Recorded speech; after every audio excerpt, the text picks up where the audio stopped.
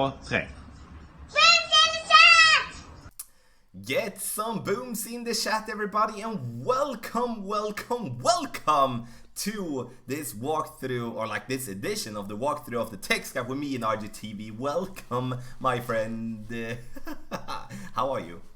I'm doing good, man. The Browns are kicking the Ravens' butts. It's all good in the hood. What's going on with you, bro? I guess that's some sort of American football type of thingy, right? No, I get these weird tics when I get nervous.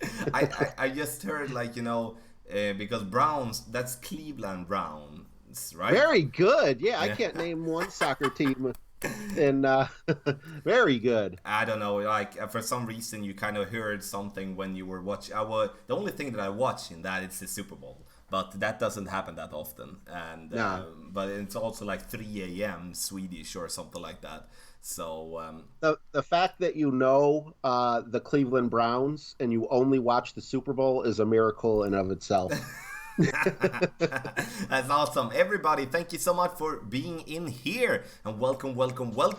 We are going to have this walkthrough where we go over the text guides in the Silver State tournament. For those of you that do want to get to the text guides, you can also watch the cat in the background on my screen. Oh my god. Yeah, but also you can go to the website golf-tommy.com. They are listed there, so you just click on the link there and you get then to the Imgur channel, or like Imgur folder. Also, for those of you that are looking for note sheets, there is note sheets as well where you can print out, you can save to your device, and they can write your adjustments for the holes that we're playing in the tournament.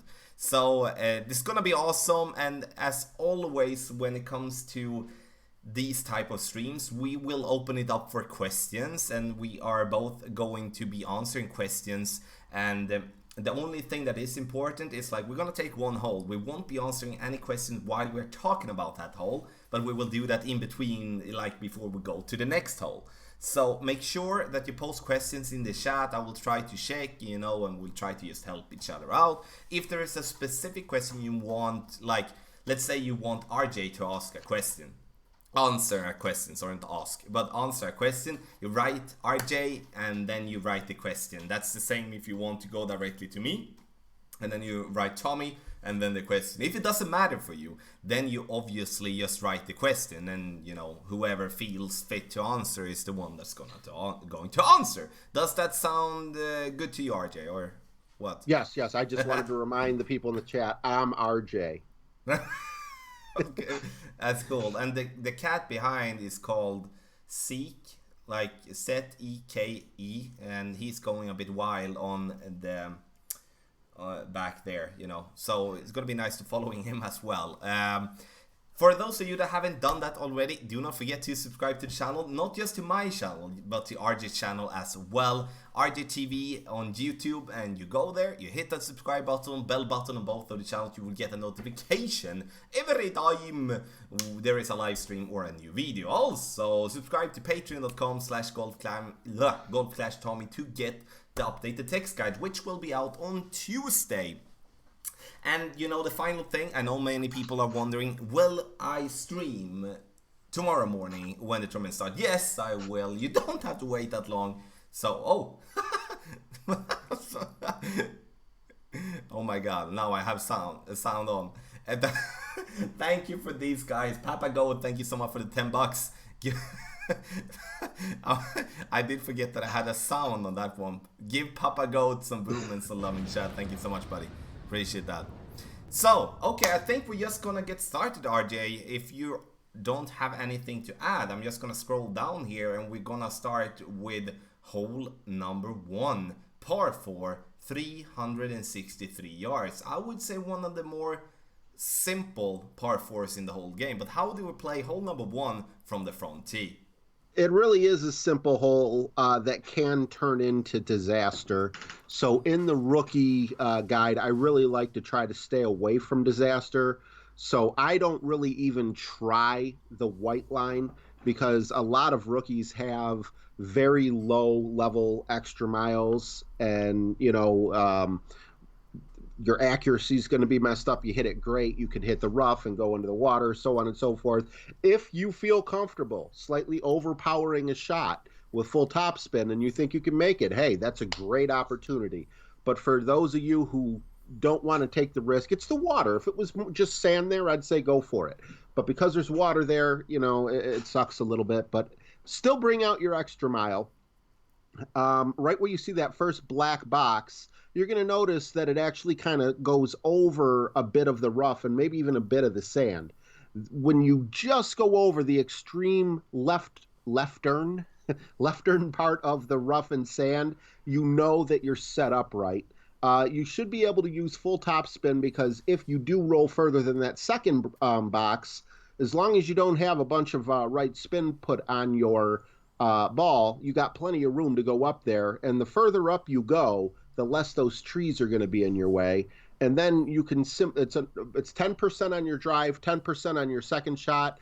Rookies, I think, are going to want to do the Hornet. If you're in love with the Thorn, go with the Thorn. If you're in love with something else, go with whatever gives you the best accuracy. That's the way I would play hole number one.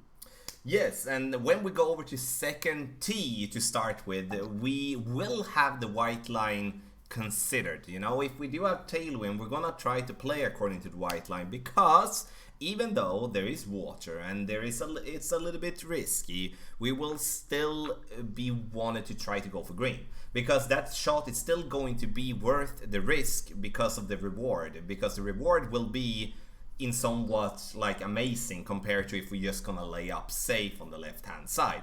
So the thing that we look for is a driver with 6 bars of topspin. That's what we'll look for, but also distance. Like for second tee, the big topper, in my opinion, will not be an option, as I think we will have to overpower a great deal, even with a power 5 ball. And overpower a big topper with having a big fairway is risky. But like trying to get that ball to bounce on that tiny little fairway, that's going to be even more risky, in my opinion. So, but that's still going to be the way to play if we do have some sort of tailwind and 6 bars of topspin. So, if we do have headwind or we do have crosswind, we play to the left. Nothing really more to say about that. We lay up, we take the shot towards the pin, 10% extra for the drive and the second shot. The same type of thing is going to be for Master 30. We play with a Berserker ball in tailwind, trying to get to the island on the right.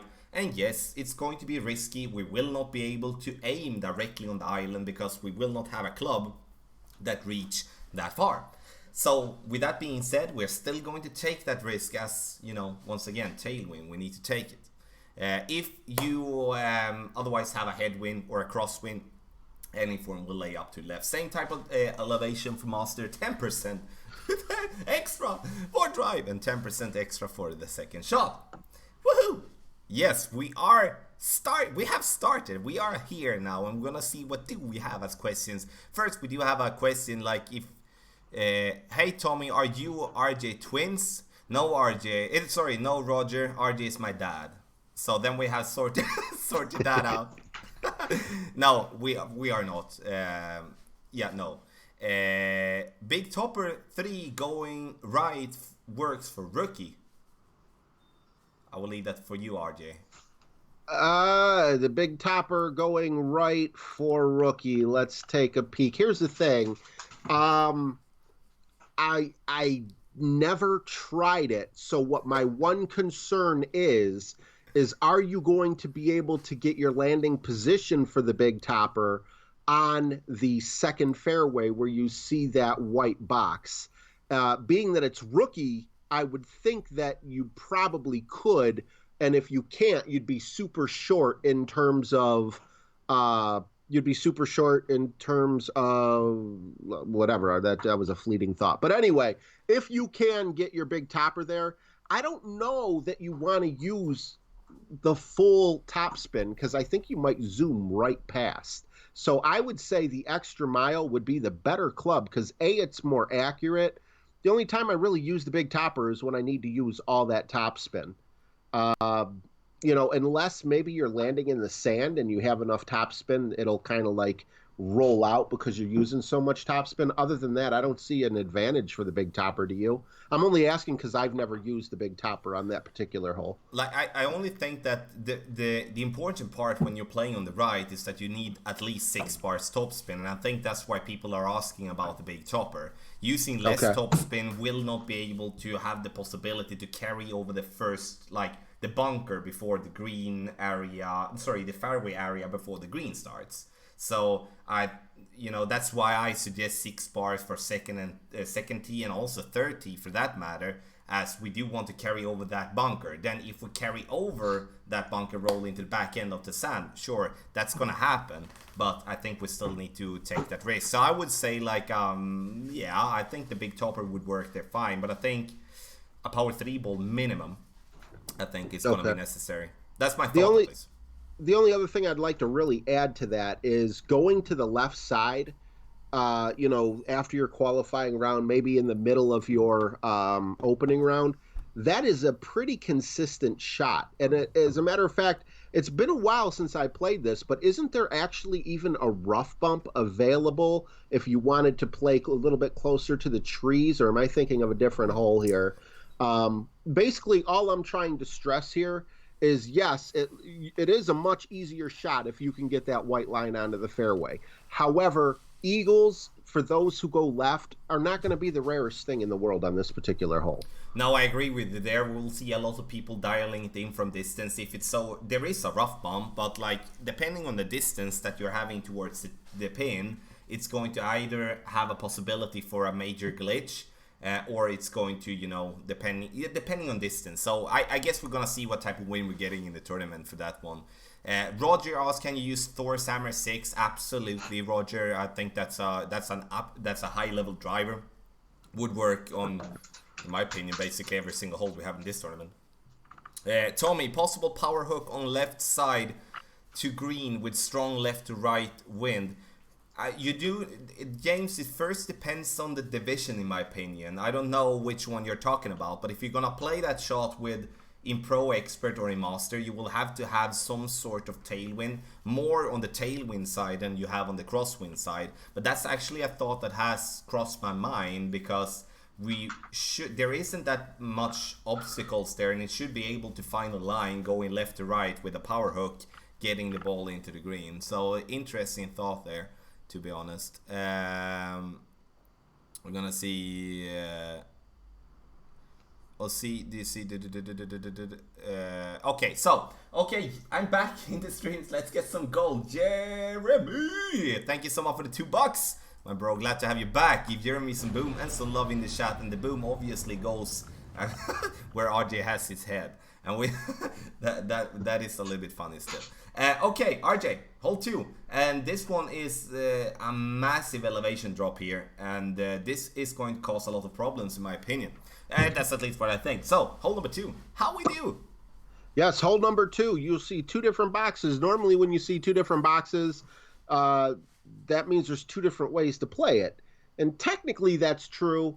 These are both rough bumps, though. You could either rough bump with the white line and then have some topspin on there, make sure your ball has enough speed to roll through the rough and get to the pin, or what I like better, and that would be with a long iron, or what I like better is the black line.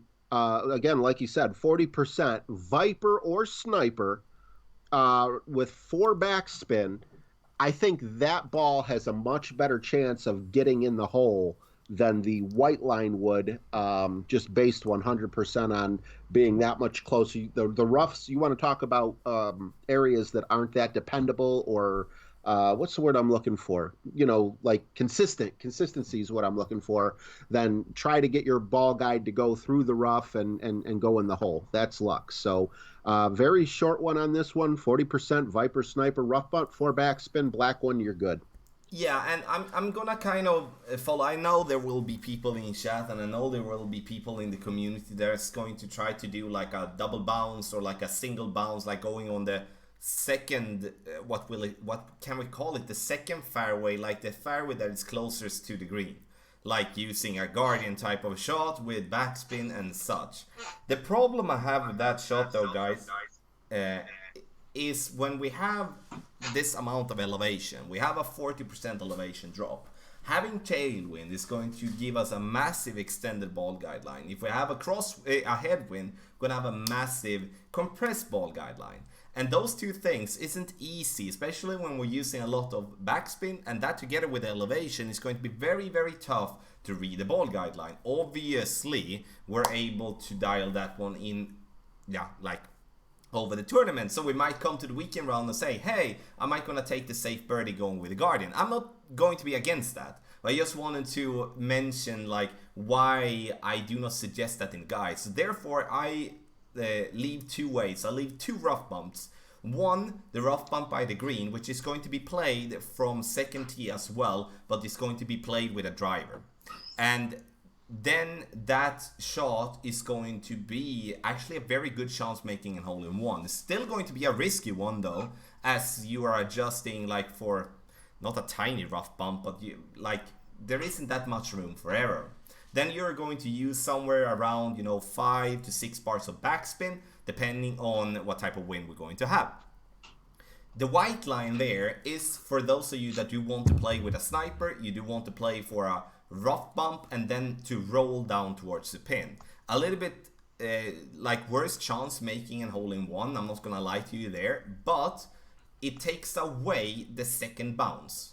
And that's the good part with that type of shot, that we bounce in the rough, then we roll the last piece of way or whatever. So we're not going to have to think about the compress and the extend the ball guideline in the same way as we're doing when we're just gonna bounce on the fairway and we're gonna get high up in the air again. So when we do the rough bump according to the white line, we're going to use somewhere between 3 to 6 bars of topspin combined with max left side spin and also a little bit of curl to the left, like around half a ball of curl. And that's going to be, a way for you to just secure the birdie.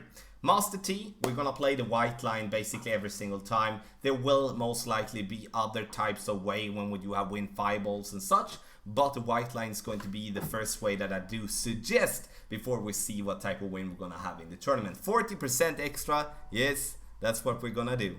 And so that's good. And you see the ball suggestions, I'm focusing a lot on wind resistance. Like Navigator for for a rookie, Pro and Expert has Katana and Kingmaker, and then Master Kingmaker or a Wind 5 ball. So I got a question here first from Dave from Twitch. There will be what time will the playthrough for rookie will be, and also will I stream in the morning at 3 a.m. Yes, I will stream in the morning at 3 a.m. exactly when the tournament starts, and the playthrough for rookie will be out approximately 1 hour after the stream is done. So that will be around, what will that be, 1:30 my time, so that would be, I don't know, like 7:30 a.m. ish, Eastern Standard Time, something like that, I think. You don't know my time, I guess. Right, us Americans feel like the world revolves around us. We need to know our time, and you need to know our time, but we don't need to know your time. Merca! Could you use a driver with a lot of backspin from the second tee? Yeah, like Roger, you can definitely go up and use a rocket and such. But also, I think if you're gonna play with a driver from second tee, I think you're gonna try to, if so, focus on the rough bump, like according to the black line. Otherwise, it's going to be a wood club that you play on the fairway before to bounce over to the pin, and then it's gonna be a Guardian. Okay, Dave, sorry. Then 8 a.m. your time, yes. Like British time. I saw Jesse say he plays second tees at 30% and it works. What do you think, Tommy? I'm not saying that's wrong. When I match my shots on that hole, 40% is what makes me, gets the closest, and that's why I choose 40. But as I've said so many times, you can play with a different elevation adjustment and get the same type of outcome.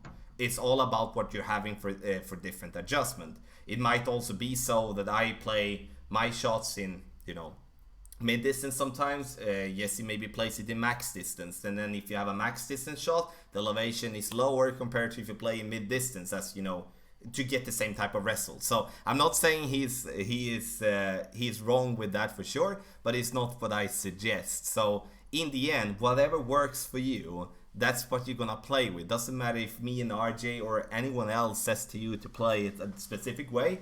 If that doesn't work and another way works for you, like I don't care how you play it, just that it goes well for you. And that's what we want. We want to help and give you a suggestion. I like to play 15% uphill. Yeah, probably. Take your par and run. Right, exactly. Tell me, how do you figure out elevation? I record my shots, and then I do, I pause the video, and then I drag the video, so I take a look at where I aim, and then I match that together with the ball, where the ball bounced for the first time. Because I think there is a misconception about the elevation here. Like, let's say you have a crosswind and you aim for the hole and you're using 10% elevation. That elevation most likely going to be correct if the 10% is suggested, but you're most likely going to miss on either side depending on what way the wind is blowing. Because elevation, the reason we use elevation is to get the ball to have the first bounce where we are aiming. What then happens after that has nothing really to do with elevation to do. Then it's the secondary bounce effect, and that we can compensate in different ways. We can either add elevation, which is one way to go. We can either use spin or we can use curl. So there's different ways to go there. But elevation is, we are looking for the ball to bounce where we are aiming for the first bounce to be. That's what we're looking for. Okay, I don't know. I probably missed something. The only reason I say 30 is because I made it with 30%. You can't really use that information that much, to be honest. Once again, it might work with one adjustment. It might doesn't work with one other adjustment. So if you have a locked-in adjustment on 30%, go with that, guys. In the end, that you don't have to questionize any elevation from anyone. It's all about playing with the one that works for you. Then you will have to build your adjustment based on that. But I get that's hard to get, when you're not used to that type of play. But that's what I do. Sometimes we have a different elevation than others, but we, play the same. We play good, but both of us still. Okay, I'm getting too long with my answers here about elevation. I can talk a lot about elevation, but once again, important part, the very important part is to understand that you can use a different elevation and get the same type of outcome. Fensel, hey buddy, I need to say hey, and we have James as well. Hey James. And we have Mr. Ship on RJ's head as well. That's awesome.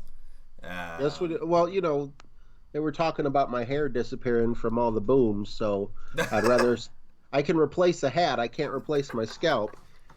Sorry about that. Thought, no worries. Well, so we are going to go to hole number... Keep coming with questions, guys. And I do apologize if my answers are a little bit too long. But hole number 3, and we have the first of the par 5. How should we play hole number 3? I like the black line and rookie. It's 10% on the drive, extra mile, full top spin.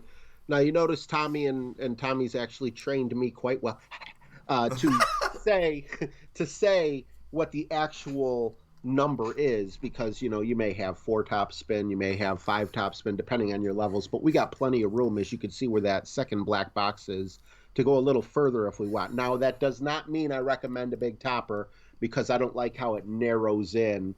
You definitely don't want to be on the rough, especially on the left-hand side, or God forbid the sand. But sometimes if you catch the rough on the right-hand side and you get a favorable wind and you have a Nirvana, you can get over there. But either way, we want to avoid the rough. What's recommended is anywhere between a power 1 and a power 3 ball, depending on how you feel about overpowering your shot, because you do want to get past. If you look, it's big on my screen, but with everything that's fit into the YouTube video, chances are you might not be able to see those little patches of trees that are just to the right side of the line that's going to the pin. You want to get beyond that, because those trees are in play. And once you get beyond that, you're good. So if a power three ball gets you beyond that, you're good. Second shot, 10% Viper or Sniper, depending on what you have to the hole. It's a very straightforward hole. It's a long hole, but definitely, I don't know about locking this in. Tommy will tell you that. I've never gotten the albatross on this hole. I've gotten close, but that's about as close as I've gotten. So instead of letting the diarrhea continue to float in my mouth, I will pass it over to you, Tommy. Someone needs to clip out the section where RJ was kind of like doing the dog sound. I need to have that. So someone do that, please, afterwards. I'm gonna be forever thankful. So yeah, I just came in a situation where I didn't expect it, so it was a little bit funny. So okay, pro and expert tee, and we're playing from second tee, obviously, and we are with every type of wind except for straight tailwind. We're going to play black line. We're going to go with a driver that gives us distance and topspin, and we're going to try to use as much topspin as possible together with as much side spin to the right possible, and trying to gain as much distance obviously as possible. I like to try to stay away from overpower if I'm not really have to. Like in headwind, it could maybe be useful to use a little bit of overpower to get enough distance. I play with a power 3 ball here all the time. Reason being is like I want to make sure that even if I fall short, I will reach with my sniper towards the pin. Because the sniper at least gives us a great opportunity for the albatross, even though it's not like easy. 10% extra for the drive, and then the second shot is also going to be 10% extra. The problem we have for the second shot is that we have a very bumpy fairway and we have a very bumpy green. So with that being said, it's going to be very tough to get that one in a consistent way. I think this together with hole 9, but I really don't count hole 9 as a par 5, it's almost a par 6. But, if we take all 3 as par 5s, I think this one together with hole 9 is going to have almost as equal amount of albatrosses, which will be very few. And the reason for that being said is because I think a lot of the albatrosses on this one is luck. Even though it has happened obviously, but I still think it's a little bit on the lucky side. So what do we do then if we have straight tailwind here? Then we're gonna play right side, use the driver with the most distance, and we're gonna play with a power 5 ball. Sure, for those of you playing an expert at having a POC 6s, a POC 7, Thor's Hammer 6, 7, you might be lucky to actually get this ball to green. And that's pretty weird of me to saying that on a par 5, but yeah, it's true. Because I remember this one from a tournament when we played Master, and there was plenty of people being able to take the route on the right to then bounce and then get like 3-4 bounces and then luckily get over the bunker and land on the green. Yeah, I hope we won't get that type of tailwind. My way of playing it in tailwind would with a driver that isn't maybe that developed as a Thor's Hammer 6-7, a box 6-7, or something like that with a lot of topspin, then I would try to just bounce on the fairway there to the right, as according to the white marker, and then bounce over, just land it up to the right, giving myself a short iron towards the pin. And if we can do that, then obviously the albatross is going to definitely be a great possibility. But with a crosswind or a headwind, the albatross is gonna be absolutely minimal, in my opinion. Master tee, we're gonna have the same type of structure as we have second tee. Crosswind, headwind, or just a tailwind crosswind. We're gonna play over to the left and then take that shot, the shot from distance. We might going to have to pull out a power 4 ball, power 4 wind 3 ball, if we do have some sort of headwind, because that's gonna be a tough one, super tough drive. Also, if we do have tailwind, go on the right side, power 5 ball, and just go full blast and hope for the best. But once again, I do not hope that we get tailwind on this type of hole, because then it's gonna be a lottery hole, and I'm pretty tired of the lottery holes that we have had won the last tournament. We had won the tournament before that, and I understand it's fun trying a hook power slice and such, and then hope for the best, but it doesn't really speak skill, in my opinion, in the same way as layup and trying to shoot it from distance. But yeah, I guess I'm gonna have some people not liking me for saying that, but yeah. MBS, Michael Bolton, welcome, sir. Welcome everybody for taking their time. On your day or something. And the Browns is in the lead, RJ. That's good. I saw you saw that as well. And then we just gonna see. Okay. Okay, yes, we are just gonna leave hole 3 then directly, and we're gonna go to hole number 4. If I can just scroll properly. So hole number 4, rough bump with a lot, no, not rough bump, but par 3 with a lot of lines. So how do we approach this one from the front tee? I like the black line and the white line, and you play them differently, obviously. And when I mean differently, if you play the black line, I would bring a power 1 ball, um, because it's if you're using a back, don't use a Saturn. It's just not far enough. But if you're using a backbone, you get that accuracy. But the thing is, with anything other than a headwind, you're going to you'll be okay with a power 1 ball. With the power 0 ball, you may have to overpower a little bit, and that's never good when you're trying to dial in. You can also use a Goliath, and with a Goliath, you won't have to worry about distance on that particular shot, but we all know the Goliath is not the most streamlined ball for accuracy. I've gotten plenty to drop using the black line, but I've also got plenty to drop using the white line, and I really like the white line here even more than the black line. So I guess what I'm trying to say is whether you go white or black, it doesn't matter. You can still figure this out, dial it in, and ace it. This is a gimme hole. And the only reason why I'm exploring both is because as rookies, some of you guys may not be comfortable with a rough bump. And I completely understand, especially if you have a tailwind or a headwind. But if you are going to do the rough bump, I highly recommend bringing the Goliath, because you are going to need that extra distance. You might even need the Katana. It depends if we have a headwind. If we have the side wind, I don't think so. I think a power 1 or a power 0 ball might even work, with the Goliath. And I know for a fact that Goliath will work with just a basic ball if we're just using the black line. But out of both of those, basically, if you're hopping on the island, you're going to be using about 2 to 3 backspin. And if you're going to go for the rough bump, obviously you just basically line it up and go for the hole. It's a 10% adjustment, and this is one I honestly feel like you got to get to drop at least once on your front 9 or back 9 to have a shot at the top 10. Yes, the second tee, I would say that we are only going to play for the rough bump here. Because the beauty with a tournament is that even if we mess up on day 1, then we're still going to have the same wind on day 2. So then we can learn from our mistakes. Because, the rough bump is the absolute best way to get a good result here, or to get an hole-in-one from second tee. And then we're going to use our sniper, and I want to be perfectly clear here, because there is always those questions. You can use a sniper even being in a very low level. You don't have to have a sniper 10, sniper 9, sniper 8, sniper 7, sniper 6, sniper 5. You can still be able to do the rough bump. And that's very important for me to say, and I think a power 1, power 2 ball is perfectly fine here.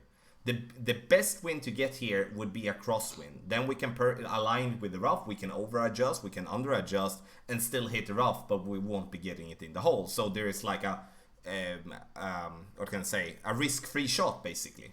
If we do have a tailwind, then we need to think about when we drop down into the sand, we go from a higher point to a lower point. Therefore, we're going to have to push up our target, because we're going to lose distance due to, that's how the game works. If we drop down to a lower point, we're going to lose distance. If we go to a higher point, we're going to gain distance. That's just how it works. Headwind, nothing really different. It's just like, obviously with a rough bump, then crosswind is going to be better. 10% extra from second tee as well. Third tee, we're gonna play for the rough bump here as well. The problem is though that depending on the wind, we might going to be in between clubs for the rough bump, like according to the white line. Holy, that's yep. Oh my god, what happened there? Hopefully that sound wasn't too loud. Oh my, it was a new subscriber. I had a crazy frog sound on. Oh Oh, my bad. Um, so let's say that we will be having a win that will take us being in between clubs according to the white line. Then we can explore the possibility of playing on the left hand side, either the rough bump or go with a rocket shot, max backspin, and curl it in towards the pin. That shot has been in previous tournaments we have had this hole because the wind have been crap to do the rough bump. But I think once again, Master T, win 5 ball, reduce the wind, you give yourself an opportunity for a very nice rough bump, and that's gonna most likely go very closer in the hole. Really enjoy this hole, guys, and I think as I just said, if you're not dropping this one out of 2, I do think as well that you might going to lose a shot against your opponent if you're fighting for gold, because this, you know, I see this one with a rough bump with the consistency that gets such a great opportunity. I really do. I understand that it might be a little bit scary, but you know it's so yeah, it's an interesting thing, at least. Okay, so where are you from, Tommy? I'm from Sweden. I'm from Sweden, southern part of Sweden. Woohoo! Dave, awesome. Glad to be able to help. Cheers, buddy. Thank you so much. And then we have Tony asking if we have ever considered having a stream like we had before, RJ, when I was your caddy in the weekend round. heck yeah!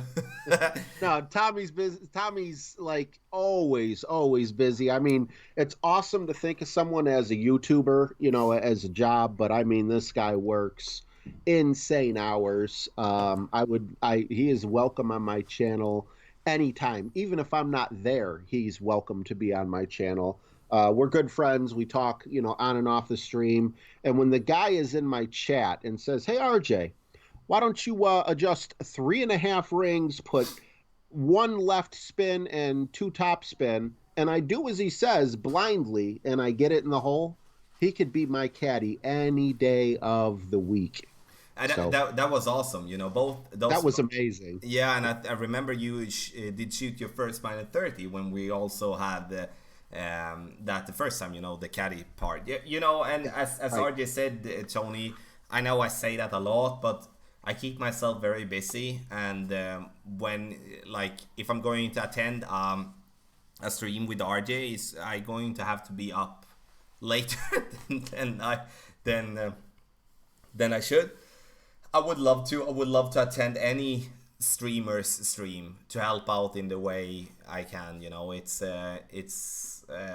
just be happy. You know, when stuff like that happen, I'm just smiling. I'm happy. I want to teach. I want to help.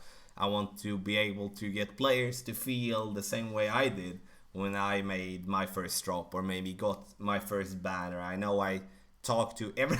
I need to say that when I got my first banner, like in Master, when that came, I remember I was talking to, you know, different people in my family, and I can't say they cared, you know, but I did. That was awesome. So that's what I want to help. That's what I want to teach out. People be able to feel the way that I did with that. So yeah, Stephanie Wood, thank you so much for subscribing to the channel. So yeah, RJ, how would you play rough? If it's a rookie tailwind, i.e. like 4 miles per hour, would you push up towards pin in sand after adjustment using lower level club, for example, Goliath level 4? You know, in all honesty, I am not 100% dialed in on the elevation differences between a bunker and the rough. So if I'm actually playing in a tournament where I'm trying to get a gold medal, I'm just going to take the black line with a straight tailwind, and I would recommend you do the same. Now, as Tommy just said, yes, when you adjust backwards, you would just adjust 4 miles an hour backwards, and then you would just have to push up just a little bit more. The Goliath level 4 is not very accurate. So, Tommy, I'm assuming it wouldn't be a full ring that you would push up, but please correct me if I'm wrong on that. But instead of finagling like that, I'm just going to take the shot that's right there and waiting for me. that has worked for me for numerous hole-in-ones, which would just be bouncing right off the pad in a straight 4 mile an hour uh, tailwind. Yeah, I agree with you, RJ, with the way that, I would also play the pad, I think, in rookie. But I would say, like, with a Goliath level 4, I think the accurate, like, I think it gives you, like, I'm not sure because I don't know Goliath level 4, but I think it gives like 2.6 per ring or something like that. Giving that said, let's pretend we would be having a 2.5 ring adjustment for the Goliath, and would you have a 4 mile per hour wind, that would be less than 2 rings. And I don't even think that 2 rings will put you that much down in the sand that it would be necessary to even have to push up. That's what I think without knowing. Once again, I don't know the Goliath level 4 in my head, but I know Goliath level 8, and I do know the little bit higher clubs, so I can guess, it is around 2.6, 2.5, 2.7, something like that. But guys, we have day 1 qualifier to try stuff out. I'm gonna do that on the stream tomorrow, and I'm most likely going to try the rough bump out in rookie, and we're gonna see what happens, and if I make a mistake, then you guys, you're not gonna do the same. Then I've done the mistake for you. Mike asked me if I play the Mario Kart. I tried one game, and I got pissed off because I was running over bananas and such. I guess I don't really. It's a fun that it comes to tablets and so. And I guess I will be most likely be playing a little bit more because it's a nice game. I'm not gonna lie. Tommy is my inspiration to take up Ultimate Fighting Champion. James. Oh my God, mine too, James. Seriously. James, thank you so much for $5, buddy. Give James some boom and some lovage. Thank you so much. Oh my God. Okay, ball guard on 4 Goliath for the rough bump would be trouble. No, but like Gary, you cannot aim for the hole. Like you cannot extend the ball guideline in a way that you get to the hole because the ball guideline isn't fully developed, and then you will be flying past the pin. So I would say leave the ball guideline what can we say? Like if we take the rough to the pin, leave it like 2/3 in distance to the pin. So you leave 1/3 or something like that, 1/5, 1/3 or like half or something like that. Hard to say, but definitely do not go. Think about that. Okay, RJ, hole number 5. We go to another par 4, and this one brings opportunities big time, and I'm very interested to hear because I don't remember what you said to do from front tee. So I'm very interesting. How do we play from front tee? For rookies, low-level clubs, once again, yada, yada, yada, not a lot of experience. I really think that the black line is the best way to go. Obviously we see the black line to the left side, but it doesn't matter if you go left or right, depending on the wind, whichever you feel easier adjusting for. They're basically the same shot. I would go with a Marlin. I think a Marlin's fine with full top spin and full right spin, which really isn't that much. Little right curl if you want. But that's going to put you up high above where the green is. So I would say 20% would be your elevation for your second one. Actually, Tommy would say 20%, and I'm just kind of regurgitating that because, I get my elevation from him. I would say a thorn here would be nice because it'd be nice to put a lot of backspin on this shot and land on the green and have your ball stay on the green. But I suppose a Hornet could also be useful as well. But there is kind of like an incline there that's why I just like landing on the green with a thorn with full backspin. Or if you're feeling frisky like the cat in Tommy's little picture there or video, with a tailwind only, you could go with an extra mile and a Titan with full top spin, full right spin, and depending on the level of your extra mile, anywhere from probably about 25 to technically probably 100% if it's like a level 1 OP to the green although I wouldn't recommend a level 1 because of the lack of topspin. You can. It's very hard. At least it's very hard in from the second tee where I normally play. Even with Thor's Hammer level 6, I always end up getting stuck in the rough.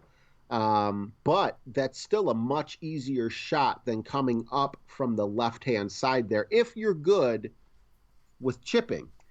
So those would be the ways I would go. Basically, I like all three lines here. I like the blue line in the middle, the white line, the black line. I don't think you can go wrong with any of them.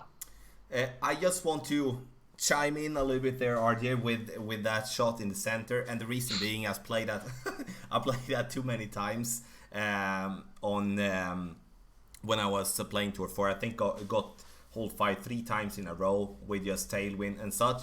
So if we're gonna go with that shot that RJ just explained, we cannot use topspin, and the reason being is like if we're gonna play it the way that you describe, RJ, you are going to go for the fairway past the center bunker.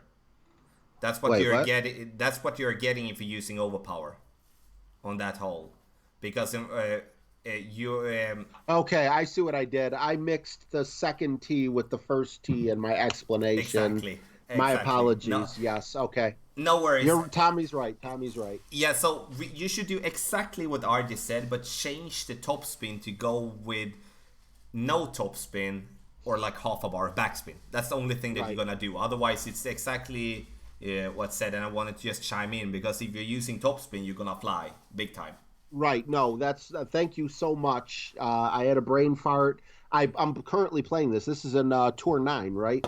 Correct. I Yes. believe. So, yes, I land where you see that little blue square, and that's where I was going from. But in Rookie, you're going to land on the other side of the sand. That's why we're adding a little bit of overpower. So, yes, with full top spin, you're going to fly over.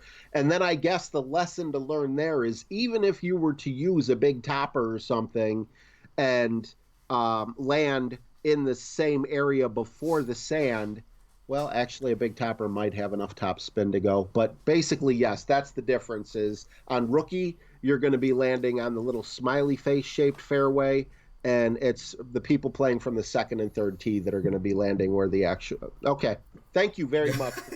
I would have got so many emails of people like, "Why did you tell me to go out of bounds?" And I'm like, "I did," and then I go rewatch the video, and I'm like, "Crap." No worries, buddy. We help each other out, obviously, and that's the same for you guys in chat. If you hear something that looks super strange, doesn't have to come from RJ. It comes a lot of strange stuff from my mouth as well. So just let us know, please, and we just talk about it. So second tee, right side, like white line, black line. You decide which way you want to go. If you have any form of headwind. Like, I mean, crosswind, headwind, or just a headwind. Because I choose the white line, it's because I feel more comfortable approaching the pin from the right. But you can easily play from the left side and approach the pin as easily. It's just a different adjustment, but I feel more comfortable personally from the right side. 10% for the drive, 20% for the second shot, no matter what side you're playing the second shot from. So, the thing that is most interesting is the line in the center. If we have crosswind with a little bit of tailwind, power 5 ball big topper. Power 5 ball big topper, and you're going to use max topspin. The plan is to bounce on where the first blue square is, and then you're going to have the second bounce.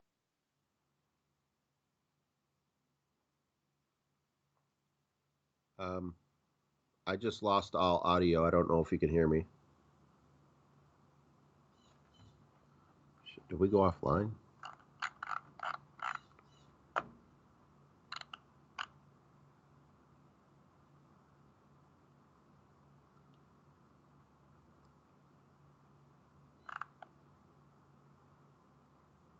Some beach. Tommy, you lost audio, buddy. I can't hear you either, bro.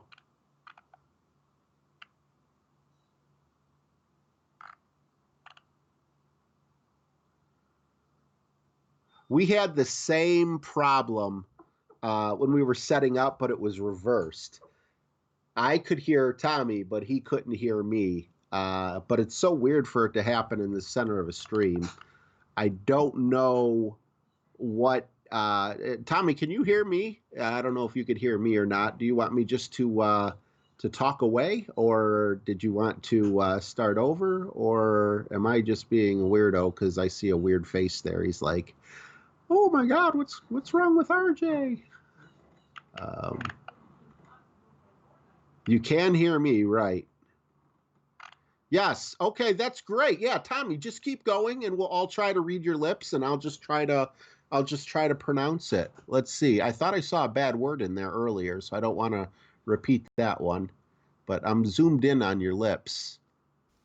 What could he be saying? Oh, no, no. You need to like pronounce your words. You need to like instead of saying I'm going to the store, you need to be like I am going to the store, and I'll be able to read your lips better.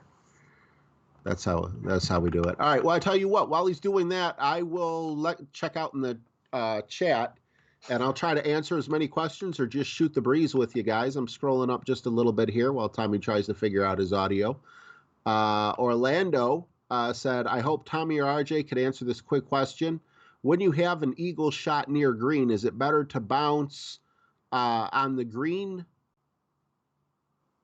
or... Oh, wait a minute. I think he's back. I heard something. What is that? I don't know. Now I'm back, right? There he is. Oh my freaking God. Like, what up? I'm sorry, guys. I was just laughing because, you know, what you were saying, and I didn't expect me to be quiet. Oh my God. I'm sorry, guys. Okay, I was just in the, what is it called? In the groove. Like, I was just rolling on that, you know, on hole 5. So I'm just gonna jump directly in there. So I just laugh at me, please, in chat. I'm sorry. I don't know what happened. I think I accidentally just removed the cable on my microphone. So that was my bad. So I just put that one in and we were back, you know. So guys, hole 5, left side or right side, and we are going to play with 10% extra for the dry, 20% extra for the second shot. Then the only thing that you're gonna think about there is what side do you feel comfortable with playing on. Like, I play my better shots from the right side, but it's the same from the left side. It's just that it's just a different adjustment. So like a different adjustment to get you to the hole. 20% extra still. Okay, so the most interesting line, the one that I was trying to talk about, and I felt, you know, I had some good explanations for it, but is the line in the center. And I want to start by saying power 5 ball, big topper, max topspin. You want to bounce on the first fairway island into the rough, roll through the rough out on the fairway. And the reason I would like you to play with a big topper and a power 5 ball instead of an extra mile and a power 3 ball, you kind of can guess that already, it's the topspin.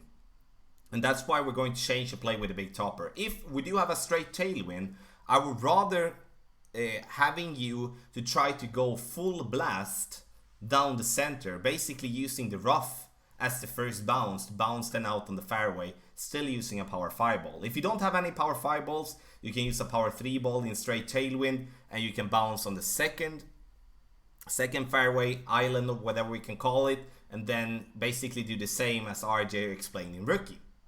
But if we only have power 3 ball with a big topper, we'll have to go with a little bit of overpower and get to the first island and then bounce the same type of way. So I'm sorry, guys. Sorry. My bad. I don't know what. Yeah, my mistake. So that's how we're gonna play. That's gonna play hole 5 from the second tee. 30 tailwind center. 10% extra. Otherwise, we're gonna play either left or we're gonna play right. 10% for the drive, 20% extra for the second shot when it comes for master. Ruchir Banjia, thank you so much for subscribing to the channel. Thank you so much. Okay. Whew, I was all sweaty. I'm glad that it was only, you know, RJ, the what is it called? The cord. Oh, the cord, right? Yeah. It took us quite a while to figure out my audio issue. You were back in no time, but yeah, my God, it was like as soon as I couldn't hear Tommy, I'm like, oh my God, I'm in charge. Yeah. Panic! So, with that being said, please come with some questions for hole 5 if you have one. And we're gonna go to hole number 6, par 5. And here, once again, we do have some rough bump to do, right? Yes, sir. Let's see. Oh, yeah, I love this hole. This particular hole, I love taking the black line. Always going to the left every time I play it. That's the way I play. 10% on the drive, extra mile, Titan or Katana, whatever you're comfortable with. Full top spin, one half curl, full right spin. And over the little sliver of rough, you'll see that little line. I think I pointed this out earlier too. You'll notice from the first black box to the second black box that closer to the first black box, you're kind of hopping over just a little bit there. It's very important to get up pretty high because I have played this hole in headwind, which hopefully in rookie you don't really have to face that. And I was literally out of reach of my sniper. But that was from the second hole, so I could just be going bananas here. I'm so used to talking second hole because this is the tour that I'm in. But anywho, with your second shot, 0% adjustment, Viper or Sniper rough bump. Just make sure that play it conservatively. And what I mean by that is if you roll past the hole, that ball, she gone. She's just going to keep on rolling, possibly all the way to the rough, or it could make for a very interesting putt. Yes, second tee here, and now we are going to play with a crosswind. We're going to play on the left side. And I would say, I would stretch even to many of the headwind type of shots here. And the reason being is like playing on the left side is going to make us go first full topspin. As much topspin as we have, with as much side spin to the right possible. And we kind of want to gain as much distance as possible on the fairway. 10% extra for the drive, second shot, rough bump. And we're going to play with a sniper there. No other club. There is no one I know I have a Guardian lover in chat called James, but we're gonna play with the sniper in the Yeah. So, and we're gonna go with all from 1 bar backspin to half a bar of topspin depending on the wind for the second shot. And as RD explained, it's the rough bump. Rough bump is the only choice here, guys, because if we're going to try to go for green directly, the pin stands so short. So it doesn't matter how much backspin we're having, we're not going to be able to get the ball to bounce on the green and fall back towards the pin. So that's not going to be a possibility. The interesting part is if we have some sort of tailwind, then we're going to play in the center. Then we also go with full topspin. And I would say you need minimum 5 bars of topspin for this shot. Otherwise, it's going to be tough. I would say I would almost stretch it to 5.5, 6, but I think it could be manageable with 5 due to the extended ball guideline. Do you want the first bounce on the fairway, second bounce in the rough, roll out on the fairway pad in the middle? And as I mentioned in the playthrough that I made, is that this is a very important hole to note down yardage. Because here we have a straight shot for the first one, then we have a straight shot for the second shot, and if you're ever gonna start using yardage notes and see how beautiful that is, this is the time, if we can play in the center. Because left side is going to not have the same type of effect because we're playing out to the left and out to the right. And that's gonna be a problem. So, therefore, center, very important, we note down yardage note. Last but not least, white line. If we do have a massive headwind, we do not have any wind resistance ball, then we will have to go with a club that gives us a lot of curl to the right. Could be a quarterback in a high level or a lower level apocalypse. Max curl right, max side spin to the right, and then 3 to 6 bars of top spin depending on how strong the headwind is, and we're gonna try to get down to the right hand side. I do see this one. I remember when this one came, I hated this hole. I really did. I thought this one was super tough, but now I see this one as a very good chance for an albatross here. Master tee, same type of play as for when it comes to second tee. The only thing is, if we have any form of headwind here, we cannot really use the left hand side. We need to play out to the right with a white line because we will not be able to have enough topspin or distance to be able to carry over the rough there on the sides, and we're going to risk more than we're going to win, so therefore we'll have to play to the right. Otherwise, you know, center, center, center, that's where we want to go, but it depends, you know, on what win we're going to have in the tournament. Okay, yes, okay, Freddy, thank you so much to you and your wife saying hello to us both. And RJ has changed the thing that he has on his head. I am containing myself right now. I want to be screaming. I want to take my shirt off and dance and swing it around. The Ravens are the evil empire of the Cleveland Browns because they took our team and we ain't beat them since 2015. 40 to what was it, 25. Woo! All right, I'll keep the rest contained till after this because I'm gonna be partying. But honestly, isn't it like just unnecessary to be happy when you're not gonna reach Super Bowl anyway? Wah, wah, wah. Yeah, it just had to be said, you know. All the other that cheering for another team, you know, that's everyone was thinking that. I just said what everyone was thinking. You know, in my defense though, the Baltimore Ravens just played the Kansas City Chiefs and barely lost by, I think, like a field goal or something like that last week. And we blew them out. This is technically a blowout. So, you know, if we're starting to gel together, Tommy, at 3 o'clock in the morning, 4 o'clock in the morning, you may be watching the Browns in the Super Bowl this year. I doubt it, but it's a possibility. And then Tom Brady will win his 15th ring or something like that. You know, he's going to go out there. Yeah, he's going to go out there in a walker, and he's still going to be throwing touchdowns. Okay, so we do actually have a question here. We're going to take that one before we go to hole number 7. Tom, is the blue line center a pro for the first tee shot at medium distance with power 2-3 ball for pro and expert? I think it's going to be closer to min distance, Tony. Like somewhere between min and mid distance. I know from second tee is going to be a mid/max distance shot, and third tee is going to be a max distance shot. At least what I can remember. So yeah, do you have any pro tip for beginners like me? Shelly, I think it's very important that you learn how to adjust for the wind. That's like a key aspect in the game. If you know how to adjust for the wind, everything is going to be so much easier. So I would highly suggest that if you haven't done that already, try to watch either my wind rain guide that I have on the channel. You can watch RJ's wind rain guide as well, and also the T-Box channel, a guy called Cam Alvestaffer. He also has a very good video when it comes to the wind rain. So check them out, and you know, if you have any questions, you can always email or message any of us at any point. So, okay, RJ, hole number 7, par 3, and I think this will be the hole with the highest percentage of hole-in-ones. So, I want to hear what you say about hole number 7. I concur. I believe this is just like the first par 3 that we played, where it's, you know, pretty much dial it in and get in. And no, I don't like the white line.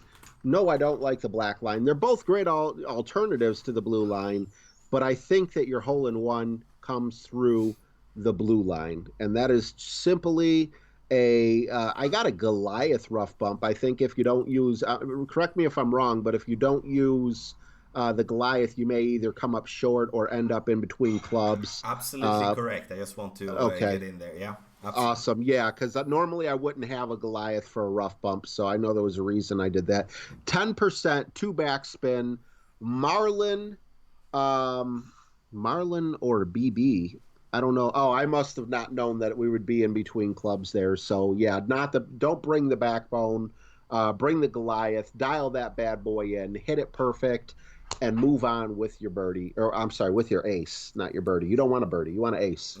Yes, and second tee, we're gonna play with a sniper. Sorry, all Guardian fans, but like it's going to be the sniper, and we're gonna play this one with a power 2 ball. And the reason I say a power 2 ball is that we're gonna play that one then 1-to-1, and that's going to be played with whatever type of crosswind you are having. If you have a straight tailwind, you might need to, you know, straight tailwind, straight head, you might need to change a little bit. But I hope we're gonna see some type of angled wind on this one. Then we're gonna have not a secure hole-in-one, but a very good chance. We're gonna use somewhere between 3 to 5 bars of backspin, depending on the wind angle. And that's the same in Master. We are most likely going to play the rough bump in Master, no matter what type of wind. I remember when rough bumps was very new in Master, and we played the quarterback shot here with a wind 5 ball in Master T, and we started to drop this one like crazy. That was kind of when it went out for me that we might need to consider looking for the rough bumps, maybe even more, because that, for me, it didn't really exist before that, not at least on a par 3 with that tiny bit of rough. But it's all about the adjustment. If you have the correct adjustment, then there is nothing to be worried about. Otherwise, sure, if you don't have the right adjustment, then you're gonna have a problem. 10% downhill, no matter what type of tee you are playing from. And yeah, that's gonna be it. We have Freddy. Tommy, I got to say I used the middle fire on this with a fantastic wrestle on hole 7. Why not that way? The reason, Freddy, Freddy, is that if you move around with your target there, the further up you're getting on that fairway, the flatter bounce you're going to get. The more you move back, the higher bounce you're going to get. So in my opinion, when that happens, I try to find different or alternative routes to that, and I'm using that or as maybe like the last way out, like if I'm not feeling comfortable with any of the other lines. And you know, I'm not saying it's a wrong line, and it works for you, then it should. But that's the reason why I'm not suggesting it. It was very clear when I played it from front and second tee. Now when I did make my research before, that you know, I got so many different results, and it was often obviously due to the wind, because having a flat bounce and headwind, the ball is basically gonna die, and we need to massively over adjust with the topspin. And the same, you know, with a tailwind, if I adjusted too much and got a higher bounce, you know, that so it messed me up a little bit. And then whenever I have a bad feeling, you know, then I'm not gonna add it, because I can't really stand behind it myself, and then I can't suggest it. That's the reason, you know. But once again, if it works, then do not listen to what I say, really. Sand bump, blue line with Goliath, possibility. I don't understand why we would complicate it that way, but it's definitely a possibility. But that would definitely be maybe my 4th or 5th option or something like that on this hole. Tell me, what do you think about rookie players that get matched up with people having XML 8 when we are trying to get better but lose our money and have to start again? Are you thinking about the rookie tournament? I guess. Obviously, I don't think people with that club should generally play rookie, but we will also have to understand that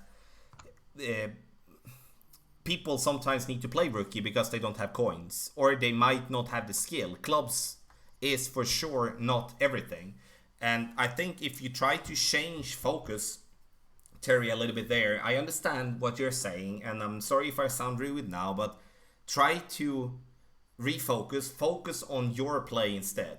Because if you're putting it remotely close to the pin, you're gonna win even over players that, you know, has extra mile 8s in shootouts. But obviously, if that person showing he has 10 gold banners in rookie, you know, obviously. But like as a general thought, try to just focus on your game to be close. I think you, in that way, can learn more, and also by watching the other player, you might learn even more if you try to change mindset towards that. That was what got me through the game with an XMI level 5, beating Apocalypse 3, 4, and 5 in Tour 11 back in the day. Because first I started to be pissed off, and I blamed the clubs. I blamed everything else, and then I noticed that I was so far away on the shootout, so I can't really blame anyone else, you know. So, I'm just trying to give a different way of looking at it, because it's not something we can do.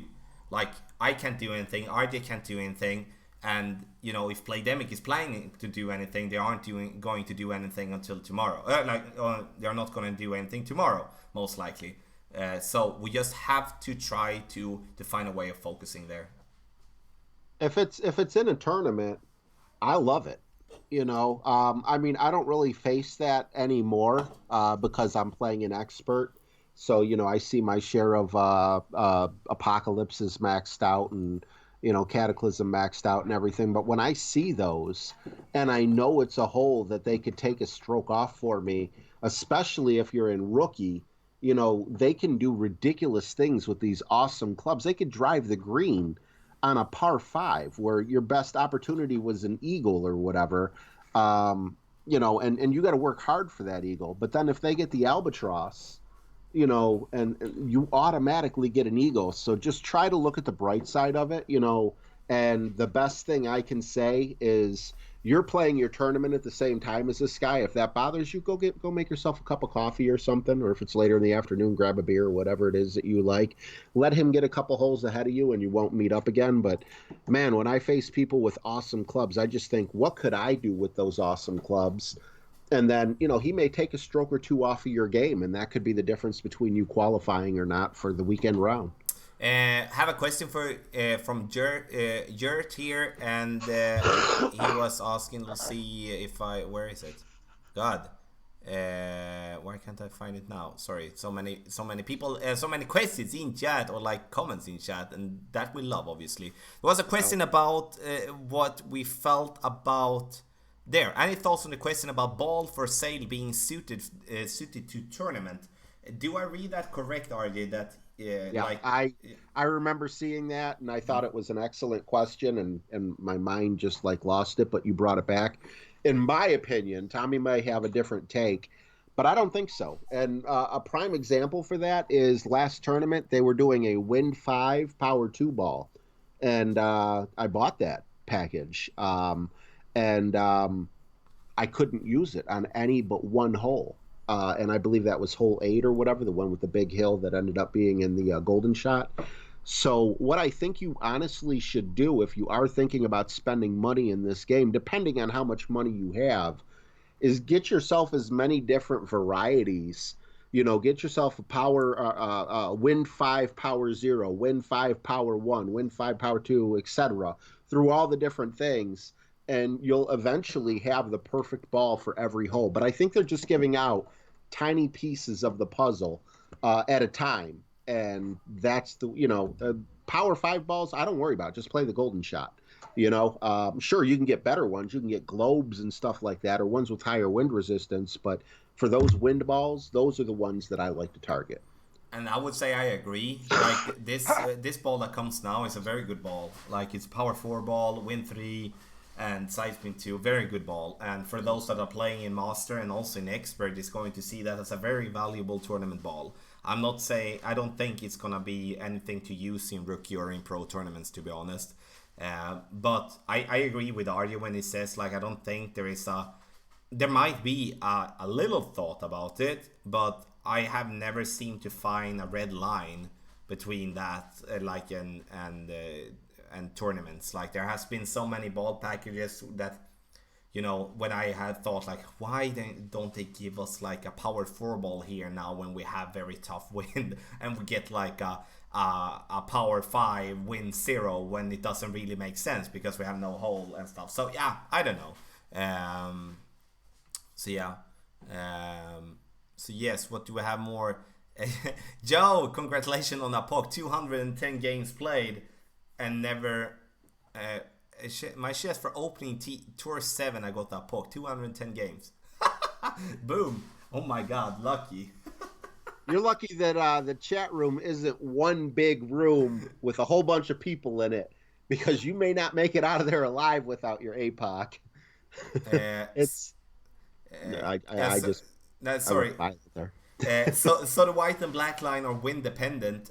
Ollie, I would say it's lines to take if you don't feel comfortable with a rough bump. You will have to go with a lot of backspin to use those lines, so the Guardian would actually be a good suggestion from the second tee to go there to just bounce that one up to pin. In rookie, I would suggest to go with the backbone, honestly. It's gonna be enough. And mostly a line to use if you do have a lot of headwind, if you not feel comfortable with a rough bump. So yeah, Nekia from that, thank you so much for subscribing to the channel. I missed that. And RJ, we're gonna go to hole number 8. And hole number 8 is going to be another hole where I think yardage note is going to be very valuable. So how do we play hole number 8? Absolutely agree. I like the black line, extra mile, 10% extra mile, full top spin, full left spin with a quasar or a katana, depending on wind. Katana just to give you a little bit more extra distance to fight the wind on your adjustment in case it's it's a headwind. Your second shot's going to be 0% additional adjustment with a thorn. I would go with about two or more backspin with this shot. So you could also use the Hornet as well. And definitely, if you write down the yardage, you can definitely dial it in.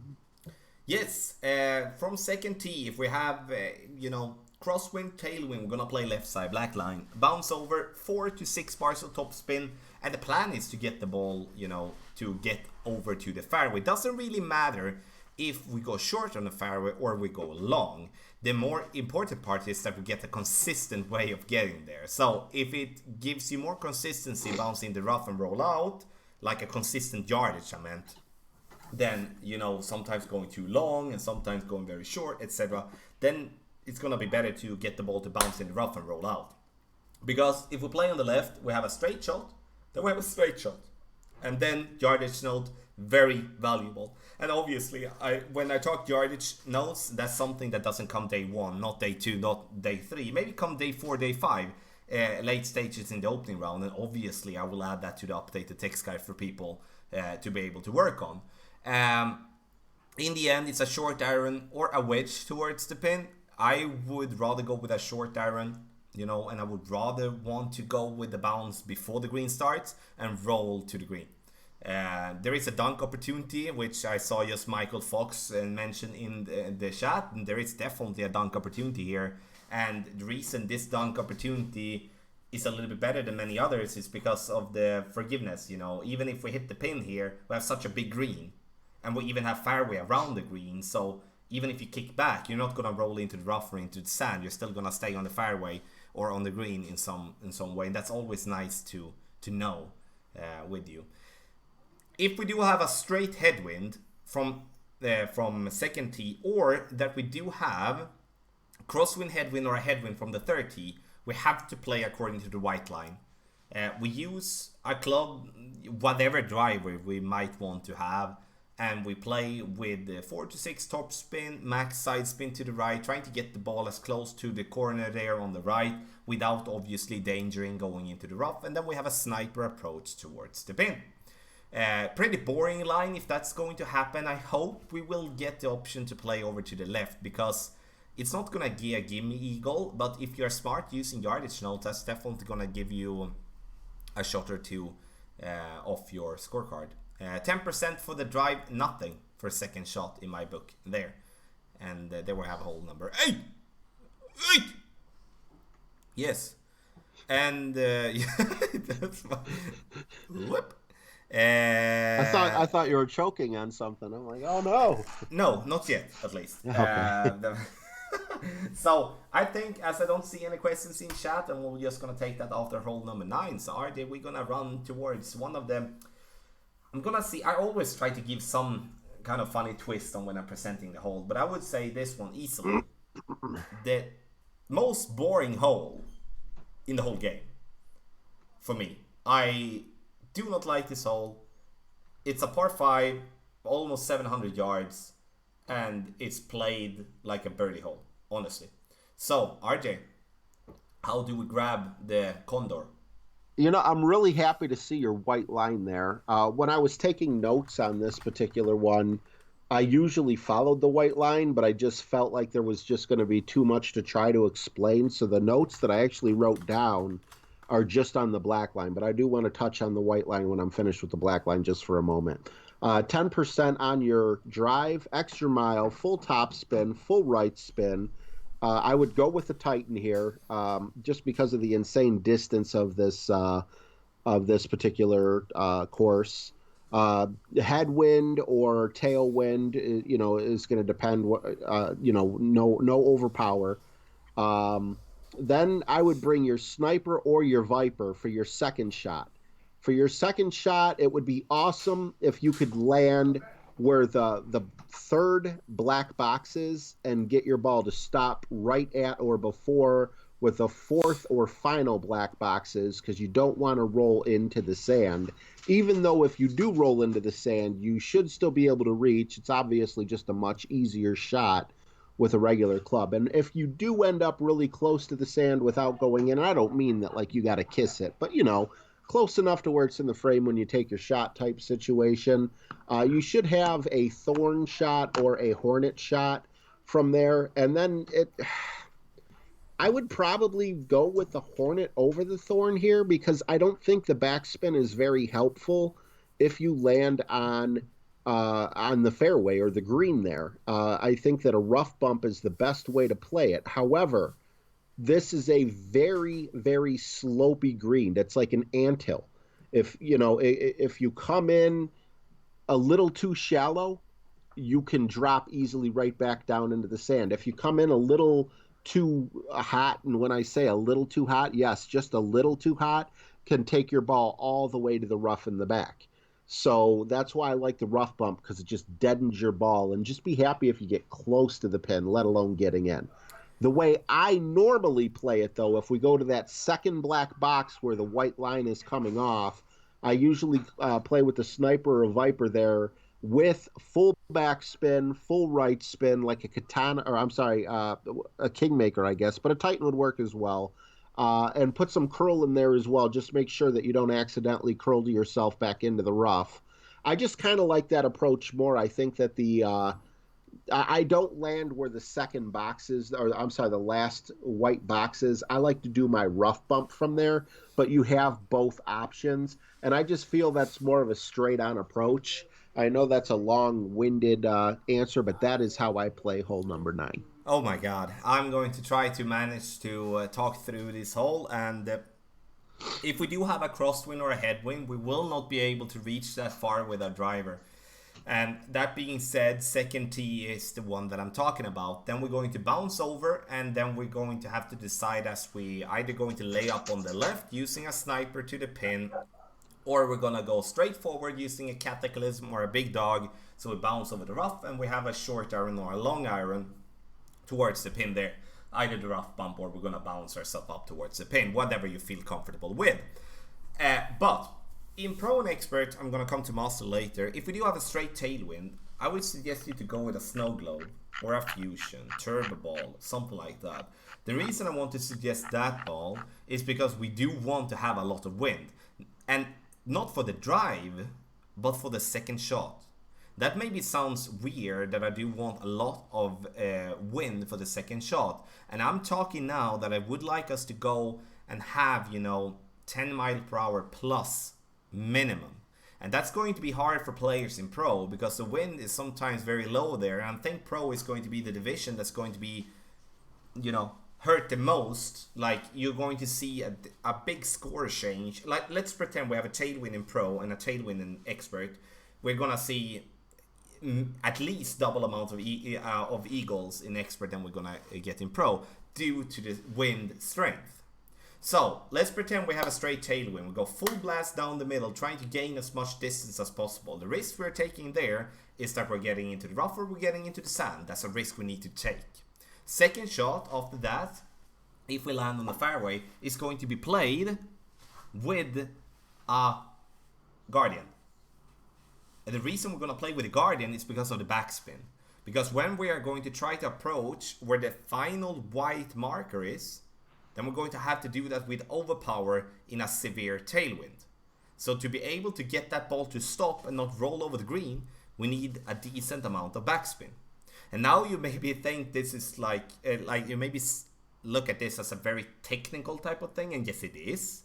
But I based this adjustment on the possibility we had in the last tournament we had this hole, because that's how we played it in Master.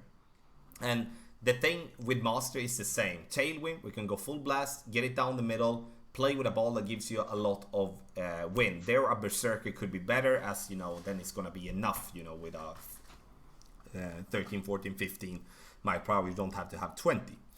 But in Master, if we do have headwind on this one, we need to lay up.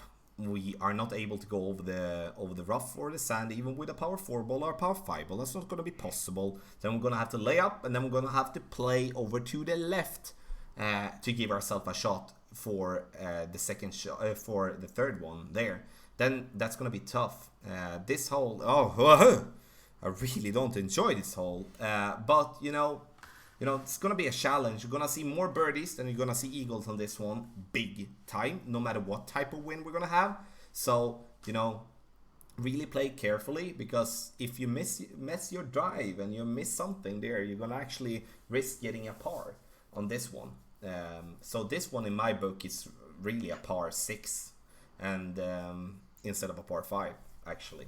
When it comes to, so tough one, super tough one to end with. 10% extra for the drive, 0 for second shot, 0 for third shot if that is needed.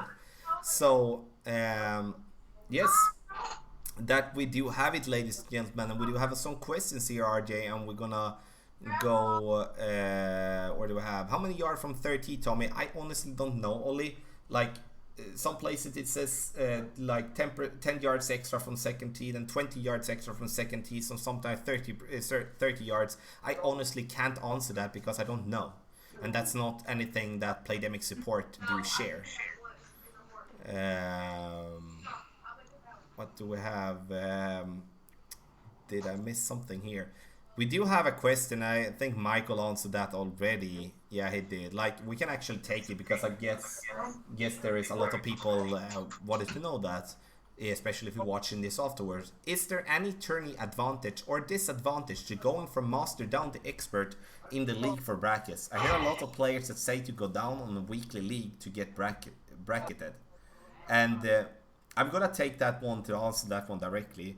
Those people that say that there is a benefit from going down in weekly league are wrong, because you're still going to get matched up against those players, like against players based on your highest weekly league that you have had. So if you have one time been in master, you cannot, void that. You cannot get away from that. So even if you go down to expert, you're still gonna get in an expert master bracket. So it's still gonna be tough. Can your second shot reach the first white box by the bunker? Can your second shot reach the first white? Yeah, that is the second shot. Yes. Your first shot is hopping over. Yeah. To the second box. Sorry, yeah. I read it wrong. Sorry, Tyler. Thank you, Argent. Thank you, Michael, as well in the chat there. So guys, there we have it. Thank you so much, everybody, for spending the time with us here today. And if you do want to get the text guides, you find them on my website, golfclashtommy.com, and then you find it on the top of the page. You can also find note sheets there for those that do want to print out and write some notes and stuff like that. Are those you got 9 holes on one page, or do you do the 3 per page? We will be adding a 3 per page in the next tournament, but at the moment we only have 9 per page. So if I know there's a lot of people actually want that 3 per page, and it's going to be so we're gonna get there, and we're also going to somewhat also, we do have it in picture format. We're gonna start adding PDF as well going forward. So it's gonna be nice. So guys, also I want to give a big shout out for the updated text guides, and for those of you that aren't patrons today, wait until Tuesday to subscribe. And I'm not saying that because I don't want you to be patrons today. It's because Patreon works like that they charge you one time every month, and they charge you directly when you subscribe. So if you subscribe today, then Patreon's going to charge you the 1st of October directly, and that's just messed up. But that's, there's 2 options to have it, and this is the best of the 2. So you subscribe on the 1st of October. Make sure you do that so you get the updated text guides. And the good thing for October is that in October there's most likely going to be 3 tournaments for Golf Clash. You maybe wonder how I know that, or why I say that. It's because I base that on the schedule Playdemic has had for a very long time. They have a tournament every other week. So having a tournament start the 30th of September, next one is going to, if so, be the 13th of October, and the third one is going to be the 27th of October, which means that those of you who subscribe to Patreon is, if so, going to get instead of the normal 2 tournaments a month that we have had for a very long time, we're gonna get 3. Woohoo! So yeah, Worth it. thank you. So there will be a video out for the updated text guide for those of you that want to see and might can't find the latest video, also a more example video as well. So yes, guys and gals, thank you so much. I had a blast. Don't forget to hit thumbs up and also subscribe to both our channels. RJ, stream when? Woo! When? Woo! Oh, late. I keep saying like 8 o'clock or or 9 o'clock or whatever, but my doctor's appointments run over, so I'm just gonna say late Monday, and then 7 o'clock is planned every other day. Super. For me, 3 a.m. Eastern Standard Time, and for those in UK, 8 a.m. and for those Central European Time in Sweden, for example, or Norway or something like that, it's 9 a.m. Central European Time. I'm gonna be there streaming all the divisions. Hope I will see you there. So I'm gonna leave it up to RJ to to end it up. Go Browns!